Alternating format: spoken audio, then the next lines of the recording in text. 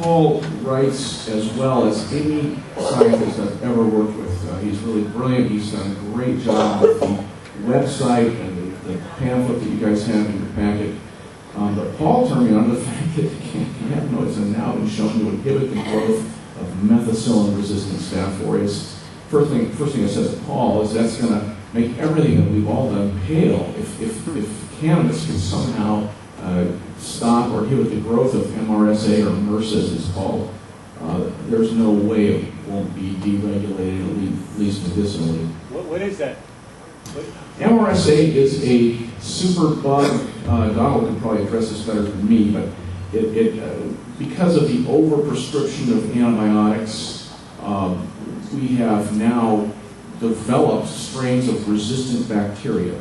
So if you get an infection, probably a lot of us, certainly those of us that are MDs probably unfortunately are colonized with this stuff.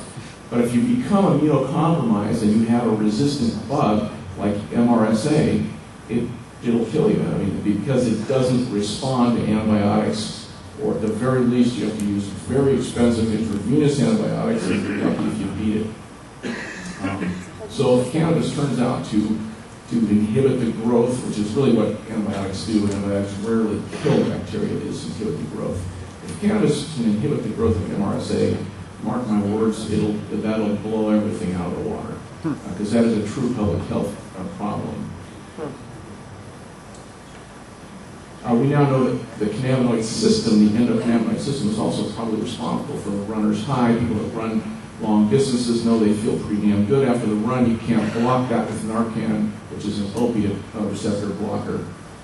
One of the beauties of cannabinoids, there's no brainstem receptors, there's very little brainstem receptors. It doesn't inhibit breathing, doesn't make you constipated. I think what Dr. Abrams is doing comparing it with opiates is huge.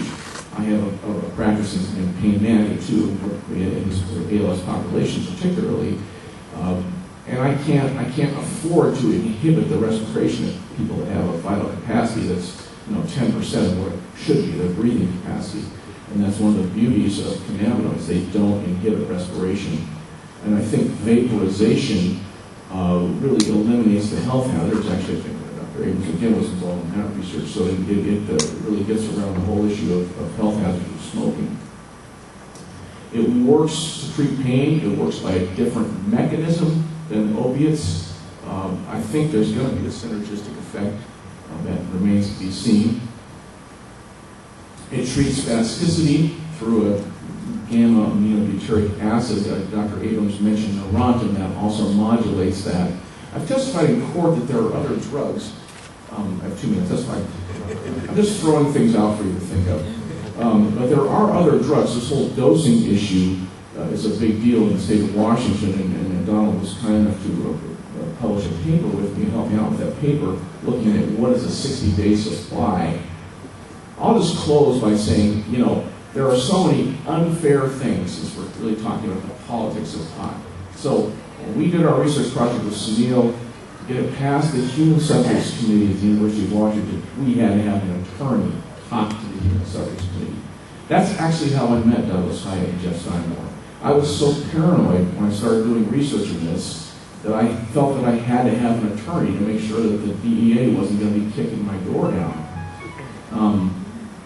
We actually all need to be politically active. Nobody can afford to be asleep at the wheel. And I encourage you all to be politically involved in this movement. Somebody mentioned earlier that it really, we have to fight fairly, we have to fight smartly. I know people like to go to Hemp Fest in Seattle, and get high and have fun. That's all well and good. But at some point, you got to put a suit and tie on and show up in Olympia or Sacramento and make it count.